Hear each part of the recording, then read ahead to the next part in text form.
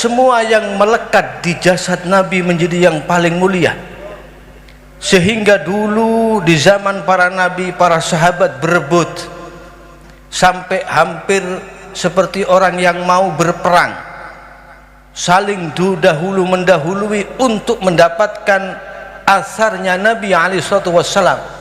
Dikumpulkan oleh para ulama khusus dalam kitab yang menerangkan tentang tabarruknya para sahabat dengan atharin Nabi SAW. Dan Nabi memang mentasyri', beliau yang mengajari. Ketika beliau SAW bercukur, itu rambutnya dibagikan kepada para sahabat-sahabat. Wazza'ahun Nabi SAW, ditauzi' oleh Nabi. Kemudian ketika Nabi meludah, para sahabat berebut untuk menadai ludah itu. Yang bisa berjabat tangan dengan Nabi, mereka berebut kemudian mengusap-ngusapkan tangannya ke badannya. Yang tidak kedapatan, yang tidak mendapatkan bagian untuk bersalaman dengan Nabi atau mengambil air bekas wuduknya Nabi, maka mereka mencari teman-temannya yang sudah pernah mengambil tangannya Nabi untuk disentuh tangannya, berebut mendapatkan apa yang dari Nabi SAW. Bahkan sampai darah Nabi. Nabi itu kalau melakukan cantuk hijamah, itu para sahabat berkumpul menanti darah Nabi.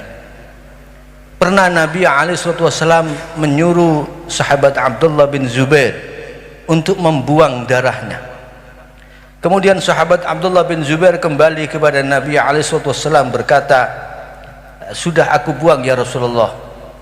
Kemudian ditanya oleh Nabi, kamu buang di mana? Dijawab, fi akhfa makan, di tempat yang paling tersembunyi, tidak ada yang tahu.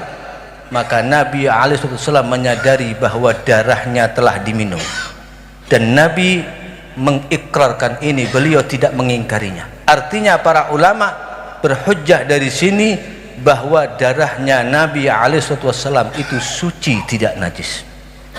Bahkan Ummu Aiman Barokah pernah suatu saat meminum air seninya Nabi di saat beliau masih kecil.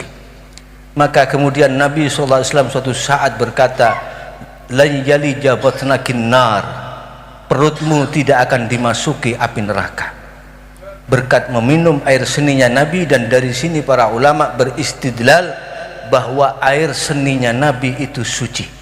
Semua yang berhubungan dengan Nabi SAW menjadi suci, tidak ada yang najis.